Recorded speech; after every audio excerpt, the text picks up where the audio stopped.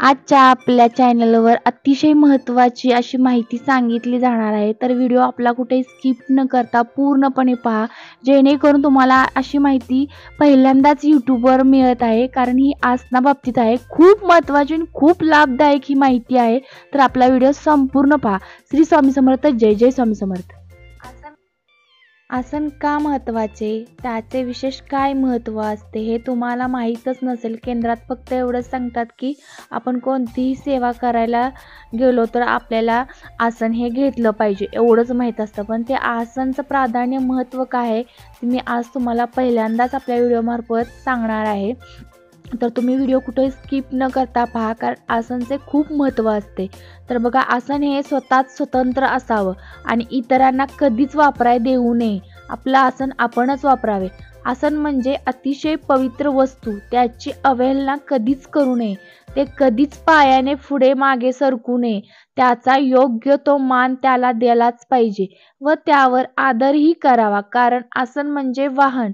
वाघावर बसणारी देवी ही जेव्हा वाघावर बसते तेव्हा ती क्रौर्याची परिसीमा होऊन दैत्याचा नाश करण्यास सज्ज असते व भक्तांचे रक्षण करते. आपण इष्टदेवतांची सेवा करत असताना ती जर आसनावर बसून केली की त्यामुळे सेवेमुळे मिळणारी ऊर्जा द्विगुणित होते. कारण ती ऊर्जा आपल्यात सामावून घेण्याची आसनावर बसणं अनिवार्य आहे.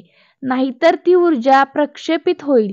ती सर्व तुमच्या देहातून जमिनीतून शोषून घेतली जाईल आणि त्या सेवेचे काही प्राधान्य लाभणार नाही. त्यासाठी कुठल्याही साधनेला बसताना आसन हे अत्यावश्यक आहे. ते आसन आपण आणि पृथ्वी यामध्ये अंतर निर्माण करते. त्यामुळे आपल्याला निर्माण होणारी ऊर्जा ही पृथ्वी तत्वात विलीन होत नाही. म्हणून आसन हे उपयुक्त नाही तर अत्यावश्यक असते. प्रत्येक सेवेला आसन हे वापरावे.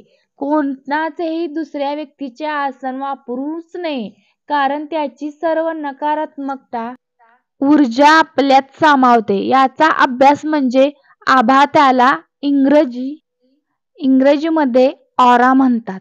तसंच जपाची प्रत्येकाची माळ ही स्वतःचीच असावी, तीही कुणालाही देऊ नये. तसेच आसनावर बसताना पाय देऊन बसू नये.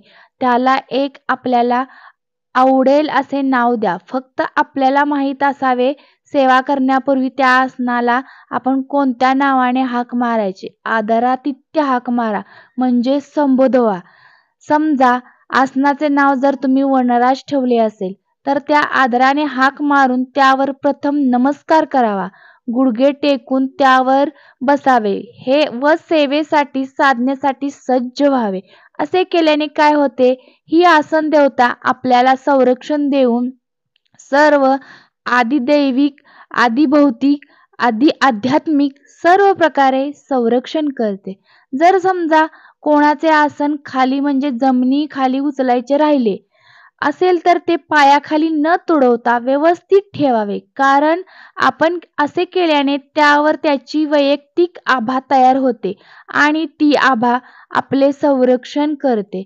बघा, खूप अत्यंत महत्त्व असते या आसनाचे. आपल्याला फक्त केंद्रात काय सांगितले जाते की आपण कोणतीही सेवा करायला गेलो तर फक्त पहिल्यांदा आसनावर बसायचं, एवढंच महत्त्व माहीत आहे.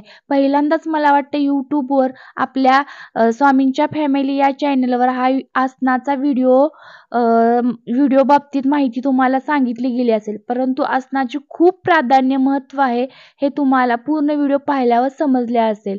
तर इथून पुढे सेवा करताना नेहमीच तुम्ही आसन बसायला घ्या आणि आसनावर बसूनच सेवा करा. ते आसन स्वच्छ असावं, नीटनेटके असावे आणि आपले आसन कुणालाही देऊ नका, कारण त्याचेही तुम्हाला महत्त्व सांगितले गेले आहे. आपण जी काही सेवा करतो, निष्ठुरपणे करतो, आपल्या घरातल्यांसाठी करतो, आपल्यासाठी करतो, बऱ्याच सेवा स्वामींच्यासाठी करतो, त्या फक्त आपल्यापुरत्या मर्यादित असाव्या. सेवा दुसऱ्यांसाठीही कराव्या, परंतु त्याचं असं महत्त्व नाही की ते आपले आसन, आपली जपमाळ आपण दुसऱ्याला द्यावे, असं नाही. त्यासाठी हे आसन आपल्यालाच असावे. तर तुम्हाला कळालेच असेल, निश्चितच कळाले असणार आसनाचे महत्त्व. जर तुम्हाला आपल्या स्वामींच्या फॅमिलीचे व्हिडिओ आवडत असतील तर तुम्ही निश्चितच श्री स्वामी समर्थ अशी एक कमेंट करा, लाईक करा, शेअर करा, सबस्क्राईब करा. शेअर यासाठी करा की प्रत्येक घरोघरी स्वामी सेवा ही घडलीच पाहिजे. स्वामी सेवेकरी तयार झालाच पाहिजे. तुमच्या हातून एक सत्कार्य, एक पुण्याचं काम होईल की स्वामींची माहिती घरोघरी पोहोचत आहे आणि अशा बारीक सारीक गोष्टी प्रत्येकाला माहीत झाल्याच पाहिजेत. त्यासाठी तुम्ही बेल आयकॉनवर क्लिक करा जेणेकरून पहिले स्वामी समर्थांचे व्हिडिओ तुमच्यापर्यंत पोहोचले जातील. श्री स्वामी समर्थ.